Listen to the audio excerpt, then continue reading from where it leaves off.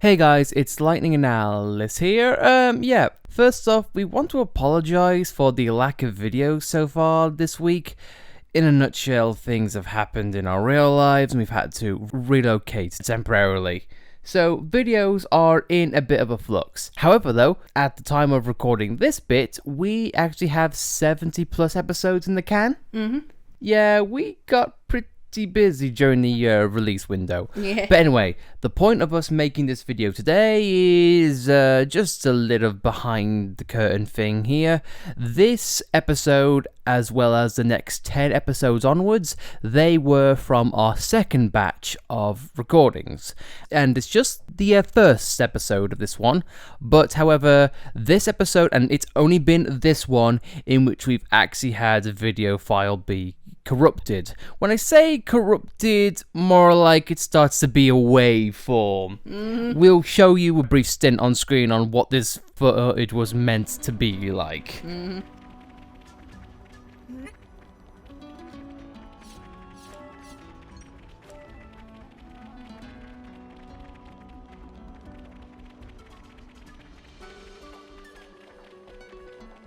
So, yeah, for the sake of the game as well as your viewing experience, we decided to re-record footage. So, the footage you're seeing here is actually from a new save file. So, with that said, let's get on. And we're probably going to just talk about the game in general and just the desert at this point on. And then just, continue on, I suppose.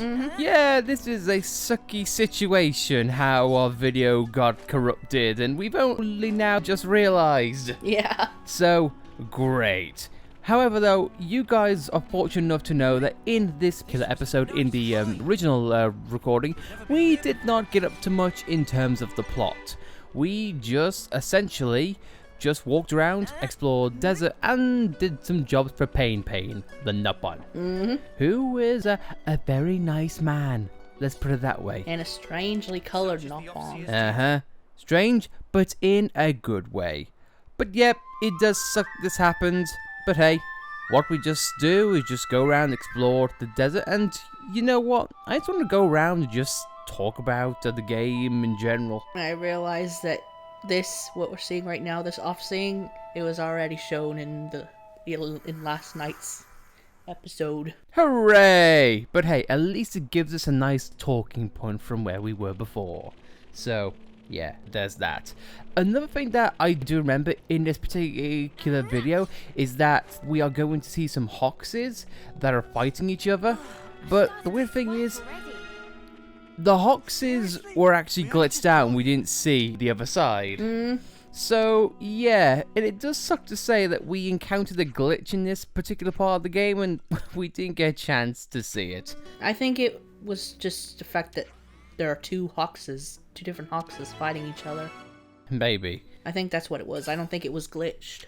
Well, I'd like to hope not, because Monolith has some good stuff. But anyway, we're just going to get into some things for Pain here, and really, I just want to say, first off, you know what, let's just talk about the game and the channel for this episode, I suppose. So, yeah, we haven't really got a chance to make a video like this, but the channel has recently reached over 300 subs. And guys, I just want to say, if you're watching this, whether you are subscribed or not, God's sake, thank you so much. We were going to make a dedicated stand-alone video for it, and you know what, we still might, but still, while it's prominent and fresh in our minds, I just want to say, you guys watching right now, thank you so much and you're awesome. But anyway though, the game itself, I love the game to bits. Yeah. I'm not going to spoil where we are in terms of the plot, but it get good. Yeah, and I think it's safe to say I'm liking this game more than the first, and that's really saying something coming from me. Yeah, because I never thought that you would ever find the game, Xenoblade or not, that you would say, you know what, I love this more than the original. You see, now for me, I've yet to decide. For me, both of the games have good points and they have bad points. For me, I think the character interactions and the relations they give, it's very strong in this game, and it definitely does it better than the original, for sure. And this might be a bit of a controversial take, but so far in the game, I have to say the environmental soundtracks, as in like, if you want to say your Guar Plains or your Valak Mountains for whatnot, I kind of prefer the originals, because I have yet to start humming any of the overworld themes. Yeah, the only songs I've been stuck on are the battle songs. Yeah. And especially the Chain Attack song, I can't get that out of my head. The Chain Attack one, the Mobius one, God, and so many others. But for me, I still feel like Future Connected's battle theme still is my favourite of all time. I don't think that's going to be beat anytime soon. But yeah, and we also are aware that there are subtle references to the original soundtrack in the game. We have encountered a few of them, and oh, just you wait for our reactions on those types of things. Because, I'm going to say it now, there's been hardly a time in which I have been rendered speechless, or when I've just had nothing but praise. Like, there's going to be a segment that comes up. I'm not going to say when, but it's just an episode of me just gushing about the plot point. And for me, I don't think I've ever praised a moment in a video game for that long, for that consistency, and spoke with that enthusiasm. But I guess, you know what, based on that, I guess we can just talk about the Let's Play in general, I suppose, so far, as in like what's been recorded. And for me, this is, and you know what, I want to ask you, Alice, and I want to ask the audience, the comment sections, or whatever you guys want to be called these days. I honestly feel like at the very start of this LP, at least for me, I can definitely see if I was a bit over-exuberant and a little bit talkative and like, I don't know, I guess it's kind of the style. Because if you couldn't tell, we're still rough around the edges when it comes to Let's Play formats. You know what the commentary should be like, you know what to say, what not to say, and whatnot. And I just feel like, based on watching the first few episodes back, as well as just seeing other people's styles, do you guys think I was a bit too redundant when it came to, say, like, the first episode? Because I know we got a few comments about that, and it just got me thinking, are there styles in which you guys prefer? Is there things you like to be, you know, like to hear during commentary? I'd love to hear your thoughts. Including you, Haz. Well, I know for a fact that my style is different, because I just, when I start a new game, I just want to just talk non-stop about, like, how it is, like, as soon as we started this game, I was like, I wanted to talk about everything I was seeing, and it's just gushing pretty much. Yeah, and I could definitely see that. And for anyone who is watching this from the very start, in which case, thank you very much, the style of our commentary, I started to notice over time, it started to change. Once all of the initial tutorials were out the way and all the explaining was done with, we definitely do get a lot more relaxed during these recordings, especially during our second and third batches. So, again, if you didn't like or weren't akin to the style of the first couple of episodes, do not worry, the style does change. And I want to try and mix things up, see what works in commentary, what doesn't. But again, I'd love to hear your thoughts. If you guys have any ideas or any preferences or any advice of what we could do, by all means, let us know.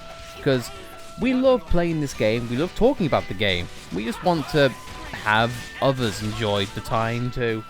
One thing I wouldn't want to change is the fact that we're quiet during cutscenes, because I know that, like, when we're streaming, we talk during cutscenes, and then chat comes in, and we're talking to chat, and then we end up losing track of what's going on in the story. Yeah. That is something that will never change in the gameplay. Yeah, because I feel like if we were to talk during cutscenes, we'd miss out on dialogue quirks, or music stings, or just little things, little subtle things, because when it comes to cutscenes, I like keeping my focus solely on the cutscenes and not talk about it. I know. I mean, and we do talk about the cutscenes after the fact. It's just the cutscenes have a story to tell. You know, people worked really hard on this game, so I feel like it's best if we just just don't talk over it. I don't know. For me, the gameplay speaks for itself. The cutscenes and story, that speaks for itself. So we're gonna make our own commentary, you know? Because our gameplay and our styles, they're gonna be unique to us, for better or for worse. But still, though, some people do like talking over cutscenes and whatnot. But hey ho, it's just our style, and we're still refining it. To be honest, I personally don't understand the style of talking over cutscenes. I don't either, unless you can actively tell the story was half-arsed and did not have any focus put into it. Because here's the thing, if you have to make up your own fun in a JRPG and the story is not enough to grip you, then you know, you do what you gotta do. But no, as far as a Let's Play style goes, no, it'll always remain those key foundations. Don't talk over cutscenes and we do try and criticize the game when it's warranted. Yeah, that's one of the reasons why I didn't want to stream this, because we would get chat coming in and they would distract us too. I mean, but there are some people who do stream in a Let's Play format, because there are some people who do Let's Plays on Twitch, but then break it up in videos. So, I don't know. This is just really a talk of like what we could do with the series going forward. I say that when we have 70 episodes already. Yeah, it's like if comment section is wanting a change, you're not gonna see it for like a couple months. Yeah. It is really difficult to make that change. Yeah, that's one of the downsides of recording in bulk. Like, if someone in the comments says, hey, you need to do this, and 78 episodes later we do it, it's like, what the hell? Yeah. Oh well. I guess so. That's our Let's Play format discussion over and done with. So, I guess we can really talk about the game, not to a full extent, because that comes for the review after the video and after the series is over. Because that's something I'm really looking forward to. I want to review this game after it's all set and done. Are you sure? Because we still haven't reviewed 2 yet. But I feel like we could do that now, because we've seen every single Xenoblade thing. Because I feel like with Xenoblade 2, we couldn't really make a definitive review without doing Torna first, like 100%. But now that's done, we've seen everything we've got to see, so I would definitely love to do that. So, if you guys would like to do that, then please let us know in the comments. I guess now we can talk about the game in a slight general sense. I do love, at the same time though, I guess I'll start off with the chain attack mechanics pretty much. For me, I kinda do still prefer the original chain attack. The original, I prefer 2. Yeah, but that's just me though, because after playing 2 and 3, I started to realize that, 1's kind of boring in terms of gameplay. It's suffered from a first game syndrome, but I don't know. I feel like that is my bias and my nostalgia talking, because I will give you that. The original's chain attack system is just stopping time and turning it into a turn-based combat, which I can understand. But for me, I feel like the original's combat is still so solid that, I don't know. I feel like it's a perfect blend of simplicity, but also being a bit complex. But you know, I am a simple gamer after all. Yes, after playing 2 and now 3, I'm preferring each new combat as it comes. It's like, it evolved, and that's just how I feel. I know, and fair enough then. Everyone has a right to their opinions. You know. I will always have a soft spot for the vision mechanic. I know a lot of people crap on it, but I just like the concept of changing a future. It worked in the narrative, so why not have that part be in the game? That's why when it was taken away in Future Connected, my opinion on Future Connected went down. Nah, I mean, for me, I still thoroughly enjoy Future Connected. I just feel like its only downside were the lack of characters in that game, and how the Pond Spectres kind of made up the chain attack. But if you're someone like us, who Let's Played the game and did not get access to the actual Pond Spectres chain attack until like near the very end of the game. And that's an oversight designing wise. Oh no. But I guess though, we can talk about other things, I suppose. Another downside I find about this game is the lack of post-battle dialogue. Because I really enjoy seeing these 6 characters interact. But them having the same canned lines after every battle's done, like, how many times have we heard, I'm the girl with the gall, or I think Lance wants something meatier, or I'm the MVP. Those are pretty much the only lines that keep on playing and playing and playing, whereas if you look even back to the original, you had multiple exclusive dialogues for a lot of characters, because it gave you a slight incentive to mix and match, you know, what will I hear this time? Does this character have a specific interaction, you know? And that even worked, and it even worked well in 2 as well, with how many blades there were. I even think in Xenoblade X they had them, right? Yeah. Yeah, so why does Xenoblade 3 not have them when it's meant to be bigger, better, and focusing more on the characters? And on that line, I'm also not a fan of the fact that they took out heart-to-hearts, because they were in all, even in Future Connected. Yeah, I can see that.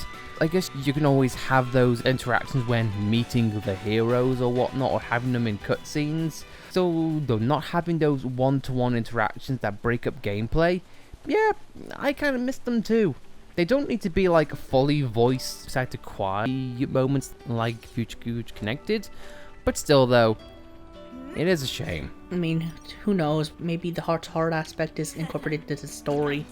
Yeah, and oh boy, oh you know that brings up a good idea for me. Knowing what we know about the game now, plot-wise, I am heavily leaning into a please can we have a Torn of the Dragon Country like expansion for this game. Because I'm not going to go into spoilers for anyone who hasn't played it yet, but yeah, I want that style. Because I think people who know what we're talking about understand why. There are also some abilities that were, of course, openly available in the previous game that are blocked off by meeting certain characters, and for me, I'm not really digging that. Yeah. It kind of limits explorability, especially early on in the game. So it's like, why? Although, to be fair, in the specific areas of the game right now, they don't give you that option, so you can definitely tell there was a narrative direction that these segments want to go. I mean, I kind of see, in a way, I kind of see that as a double-edged sword, because, yeah, you don't get to explore every single area in one go, but it also acts as, like, a Metroidvania type thing. It's like, oh, I can climb now, I'm gonna go back and climb everything I couldn't before, see what's up there. Yeah, and you know what, Metroidvanias are kind of fun, especially seeing how in modern day, in which that kind of thing is still popular, and even the old god who pioneered that genre is coming back. I look at you, Metroid Dread. But, I don't know. I feel like the biggest thing I could say about this game is it is top-notch. It is brilliant. It is amazing beyond words. But there are some design choices in which you just have to say, why is that a thing? You know, because there were minor things too. There were things that Monolith probably had down pat. But, hey. I do kind of miss the affinity system as well. yeah, but I can understand if people were thinking, oh, it's tedious, it's grinding for the sake of grinding, you know, best friends and whatnot. But, I don't know, like I say, not having a visual for it, yeah, I don't know. Yeah, but still though, this game has been a fun time, and you know what, I'd love to hear about your guys' gaming experience with this game. Of course, no spoilers in the comments please, because we have still yet to finish the game at the time of recording. Again, thank you real life for getting in the way. We love you and hate you at the same time. But yeah, this is going to be a game that's going to preoccupy us a lot during this year. And you know what? I hope we get more Xenoblade news as time goes by. Another thing I wasn't crazy about in the beginning is how railroady and handholdy the tutorials are. Yeah, but after the fiasco that was Xenoblade 2's tutorials, I can kind of understand why they want to get straight to the point and just make sure you have every single bit of info you need. I guess, but in some ways it was kind of an overcorrection. Hey. Yeah, but again, though, it's only personal preference. Either way, though, the combat I absolutely love. I love the concept of Ouroboros and amongst other things which we can't talk about. But this game, with its combat, it is about giving you control and as much customability as you can probably handle. And for me, that's the one thing I love most about this game, is you can actually feel the passion that went behind making the plot, making the characters, making the combat as well. It's such a love letter. I guess another thing you could talk about is how you don't really get that sense of progression in terms of the narrative with the colonies, I suppose. Oh no, what do you think? I guess I could see that, but we haven't really done a lot of side quests for them as of saying this. So that might change. Oh no, it might be a slow burner, but at the same time, no, it's a JRPG, so you know what, I don't know why I'm complaining. And also, just to clarify, if our audio does sound a little bit different than usual, and that's because we are recording in another location. So, yay. So far, desert is pretty desolate. And oh boy. I just hope you guys have just been enjoying the series. Because for me, I spoke a little bit about it at the top of the episode about our commentary. But for me, I've just loved this entire project so far. Yeah. I've loved the subject matter. I've even loved our commentary. It's been very fun, very laid back. It isn't as formulaic. And I feel like it is something that I do want to try and work on and develop over time. So I'd like to think that during our time doing this for however long, we've got a little bit better. But guys, that is going to be it for our Xenoblade 3 discussions. Again, we will apologise for the lack of updates on this series this week, and of course for this video being as it is. But this is the only episode, as far as we know, in our string of 70 recordings that has this issue. So it should be back to normal business. I would want to say tomorrow. Yeah. So guys, what did you think of this format? Did you agree with anything we have said in this episode? Please, by all means, discuss things in the comments. We'd love to hear your thoughts. And as always, I'm Lightning. I'm Alice. And once again, we might do a dedicated video for this week, or we may not, but thank you very much for all of the love that you've shown this channel for the past few months. 300 subs and still growing. You guys are awesome. Well, until then, thanks for watching. We'll see you next time. Back in the desert with our normal commentary. Right. I should move right away.